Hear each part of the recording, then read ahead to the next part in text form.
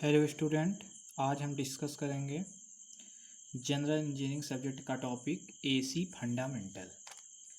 AC fundamental में हम discuss करेंगे कि एसी वोल्टेज का प्रोडक्शन हम कैसे करते हैं तथा इसके बारे में हम और बहुत सारी बातों को जानेंगे। तो इसमें हम पहले आज जो डिस्कस करेंगे इक्वेशन फॉर अल्टरनेटिंग वोल्टेज के इक्वेशन। तो अल्टरनेटिंग इक्वेशन को जानने के पहले हमें जान लेते हैं कि एसी वोल्टेज का प्रोडक्शन कैसे होता है। तो एसी वोल्टेज के प्रोडक्शन के लिए क्या करते हैं, हम एक कॉइल लेते हैं, उसको क्या करते हैं हम मैग्नेटिक फील्ड में रख कर इसको क्या करेंगे, हम रोटेट कराते हैं। इस डायरेक्शन में हम क्या करते हैं, इसको रोटेट कराते हैं। या इस तरह हम कह सकते हैं कि मैग्नेटिक फील्ड को हम क्या करते हैं, रोटेट कराते हैं, कॉइल को हम क्या कर देते हैं, स्टैटिक कर देते हैं। तो इस कंडीशन में हमारा क्या होता है, जितना फ्लक्स करता है उस हिसाब से हमको क्या मिलता है, इंड्यूस ईएमएफ प्राप्त होता है। तो हम कह सकते हैं कि एसी वोल्टेज के प्रोडक्शन के लिए क्या करेंगे, एक कॉइल को मैग्नेटिक फील्ड में रोटेट कराने पर मैग्नेटिक फील्ड को रोटेट करके कॉइल को स्टैटिक करके हम क्या करते हैं, इंड्यूस ईएमएफ या एसी वोल्टेज को हम क्या करते हैं, प्राप्त करते हैं। तो अब हम यहाँ पे देखते हैं कि इक्वेशन फॉर अल्टरनेटिंग वोल्टेज। तो इसके लिए क्या है, हमारा alternating voltage is that voltage whose magnitude change condition with time and its direction is reverse periodically it is respected by E equal to E0 sine omega t. यहाँ पे हमको कौन सा इक्वेशन निकालेंगे, अल्टरनेटिंग वोल्टेज इक्वेशन निकालेंगे। जो हमारा equation यही है, E equal to E0 sine omega t. E0 यहाँ पे क्या है, मैक्सिमम है। तो हम जो निकाल रहे हैं, तो अल्टरनेटिंग वोल्टेज इक्वेशन को हम कैसे निकालेंगे, तो ये कह रहा है कि whose magnitude change condition with time and direction. जो टाइम और डायरेक्शन के साथ क्या होगा, जिसका मैग्नीट्यूड क्या हो रहा है, चेंज हो रहा है पीरियडिकली। तो इस तरह हमको क्या मिलेगा, फिर अल्टरनेटिंग वोल्टेज का इक्वेशन प्राप्त होगा। तो अल्टरनेटिंग वोल्टेज का इक्वेशन निकालने के लिए हम क्या करते हैं कि एक जो है रेक्टेंगल फॉर्म या कह सकते हैं कि वर्गाकार या आयताकार क्या लेंगे, एक कॉइल लेते हैं, उसको हम क्या करते हैं, मैग्नेटिक फील्ड में रख देते हैं। जैसे मान लीजिए ये हमारा ये नॉर्थ पोल है, ये साउथ पोल है, मैग्नेटिक फील्ड है। अब इस पे बीच में हम क्या कर दिए हैं, इसको एक रेक्टेंगुलर या इस तरह स्क्वायर कोई भी हो, एक हम क्या करते हैं, कॉइल रख कर इसको क्या करेंगे, रोटेट कराते हैं ओमेगा डायरेक्शन में। ये ओमेगा स्पीड से हम क्या करते हैं, रोटेट कराते हैं। जहाँ पे हमारा ये ए मान लेते हैं, इसका क्या है, एरिया है, और बी क्या है, इस मैग्नेटिक फील्ड का बी क्या है, मैग्नेटिक फील्ड है। तो हम यहाँ पे लिख देते हैं वेयर ए हमारा क्या है, एरिया है, एरिया, और बी क्या है, मैग्नेटिक फील्ड है। ठीक, एक कॉइल का एरिया और ये हमारा मैग्नेटिक फील्ड, ये हमारा मैग्नेटिक फील्ड है, और ये हमारा ओमेगा एंगुलर वेलोसिटी, और जो हमारा इंड्यूस ईएमएफ ई क्रिएट हो रहा है वो हमारा क्या है, इंस्टेंटेनियस वोल्टेज, ताक्षणिक वोल्टेज है, इंस्टेंटेनियस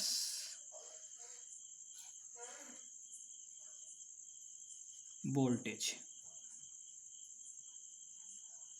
जिसको क्या कहते हैं, ईएमएफ कहते हैं। तथा ई नॉट हमारा क्या होगा, पीक ईएमएफ या मैक्सिमम ईएमएफ। ठीक, अब यहाँ पे हम क्या करते हैं, ओमेगा इक्वल टू लिख सकते हैं हम, यहाँ पे हम ओमेगा इक्वल टू लिख सकते हैं 2 पाई अपॉन टी, इसको हम लिख सकते हैं। तथा induced EMF is equal to क्या होता है, फैराडे सेकंड लॉ से, जो यहाँ पे हमारा क्रिएट हो रहा है। Induced EMF is equal to हमारा क्या होगा, फैराडे सेकंड लॉ से minus d f phi upon D t. चूँकि फाई इज इक्वल टू हमारा यहाँ पे क्या होता है, बी ए। बी क्या है हमारा, यहाँ पे हमने लिखा मैग्नेटिक फील्ड। ए क्या है, यहाँ पे हमने देखा एरिया। तो फाई इज इक्वल टू हम क्या लिख सकते हैं, बी ए। तो इस वैल्यू को हम क्या करेंगे, यहाँ पुट करेंगे। तो इसको हम लिखेंगे E is equal to minus D upon D T B into A. ठीक, बी डॉट ए, इसको हम इस तरह लिख सकते हैं। अब हम आगे इसको लिखेंगे,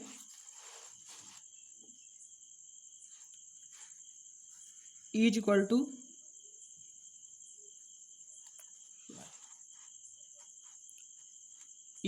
हम यहाँ लिख सकते हैं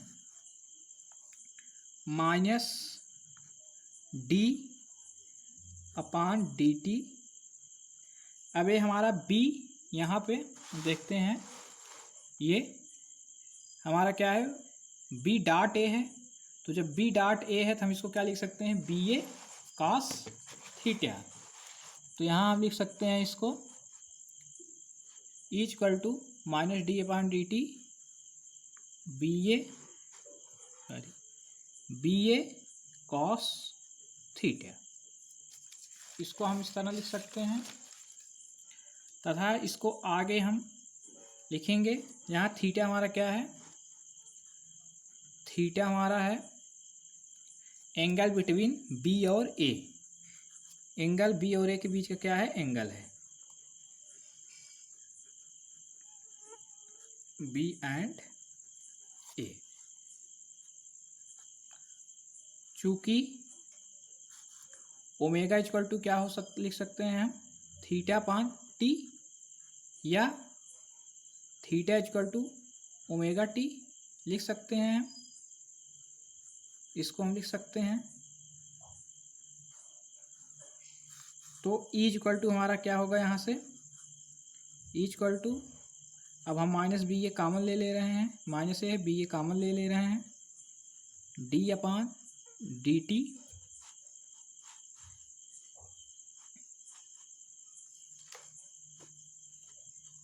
तथा अब इसको हम क्या यहाँ लिखेंगे, cos theta minus B A D upon D T cos theta के लिए हम यहाँ क्या वैल्यू लिख देंगे, omega T, cos omega T minus B A D, sorry ए हम बी ए, और ये हमारा ओमेगा है, इसको भी हम कॉमन हो जाएगा, मान ले यहाँ पर, सॉरी इसका हम डिफरेंशिएशन करेंगे। तो ये हमारा क्या है, कास का हमारा क्या हो जाएगा, साइन माइनस साइन, और ये हमारा ओमेगा कांस्टेंट है, ये बाहर हो गया, ओमेगा इसका हमारा हो जाएगा माइनस साइन ओमेगा टी। इसका डिफरेंशिएशन करेंगे। तो अब इसको हम सॉल्व करेंगे, तो ये हमारा माइनस ए माइनस प्लस हो जाएगा, तो क्या हो जाएगा, ओमेगा बी ए साइन ओमेगा टी। इसको हम लिख सकते हैं, ये हमारा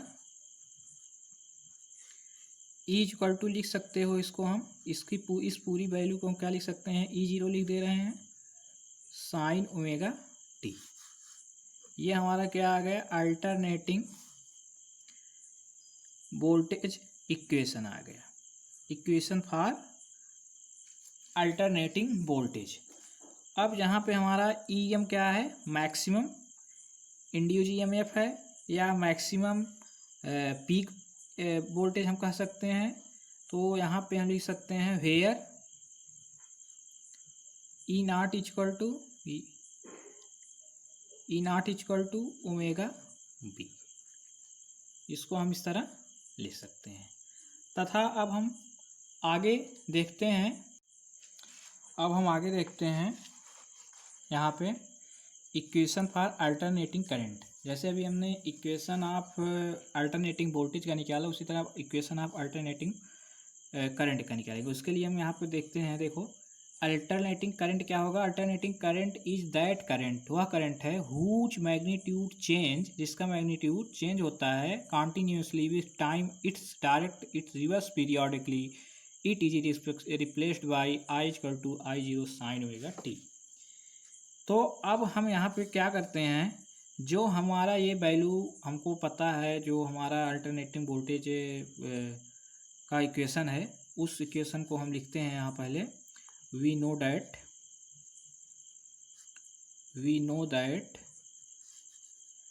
E is equal to E0 sin omega t। अब यहाँ हम लिखते हैं ओम्स लॉ, अकॉर्डिंग टू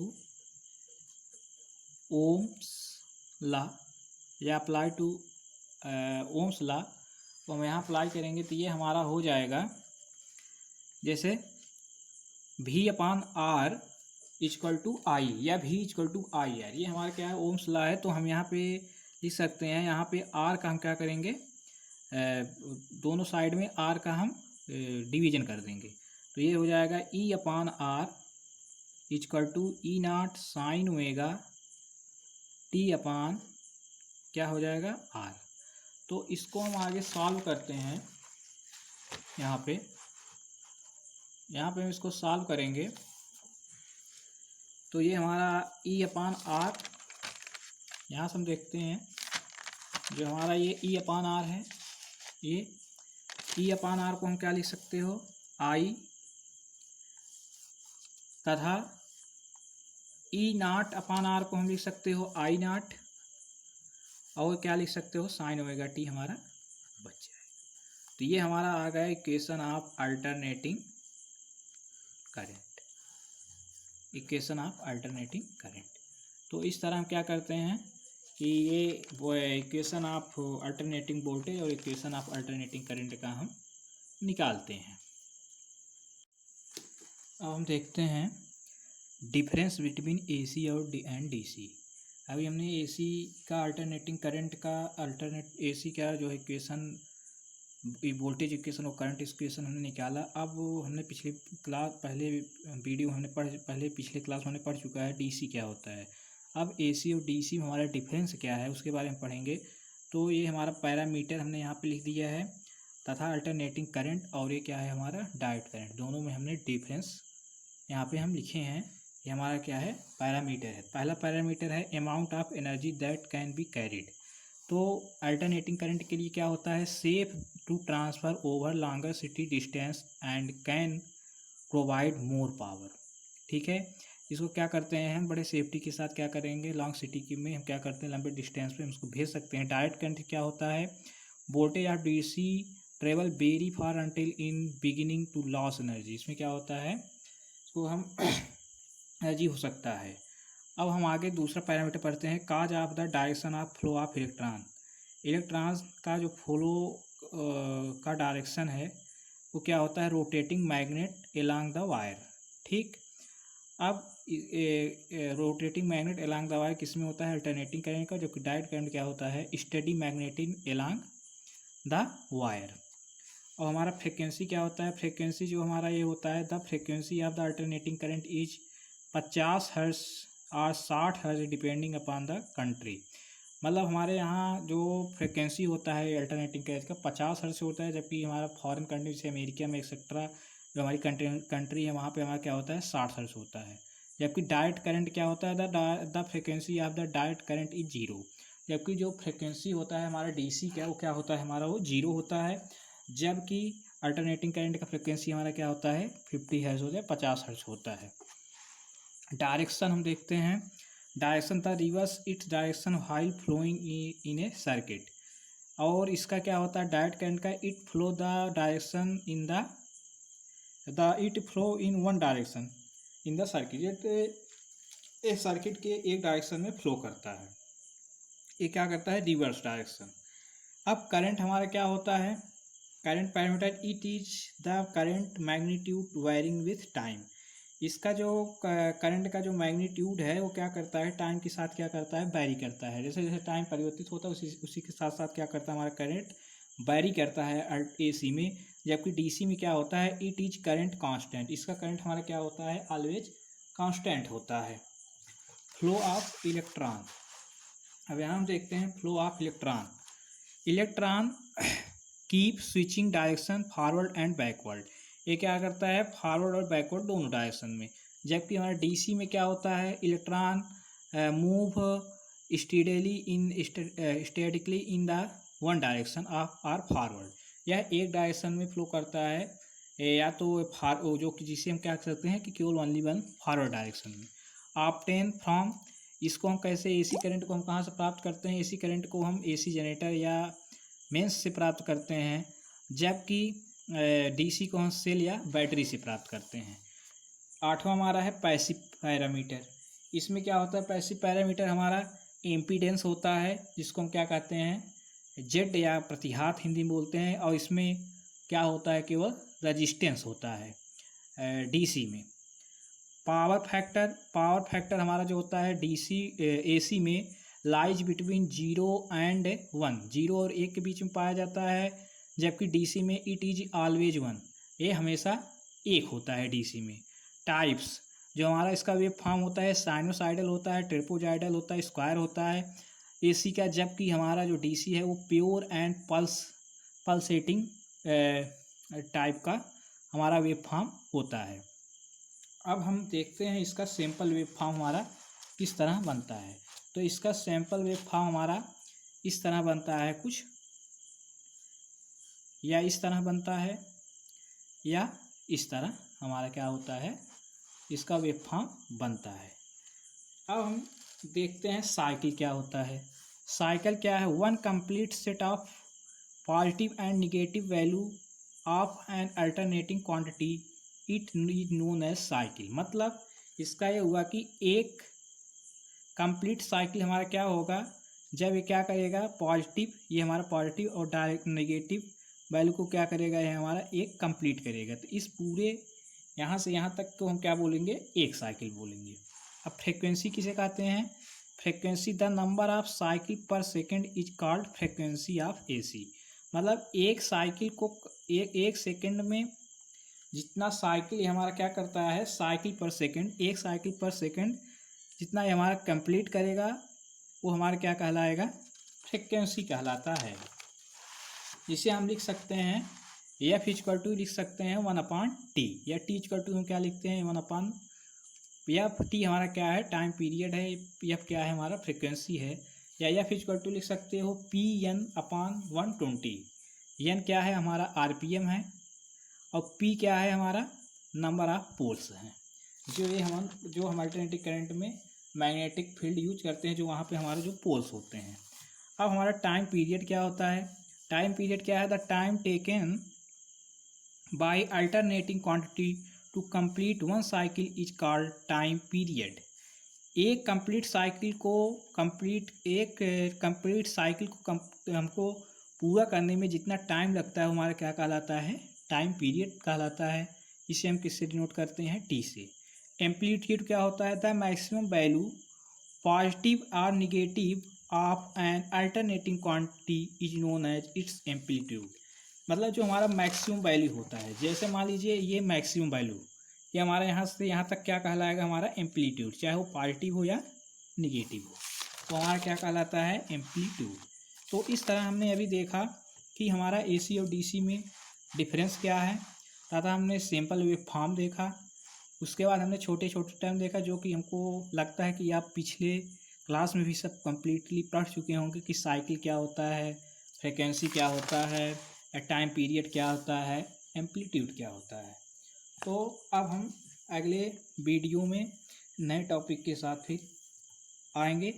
तब तक के लिए फिर आप इसी तरह वीडियो देखते रहिए और पढ़ते रहिए। Thank you.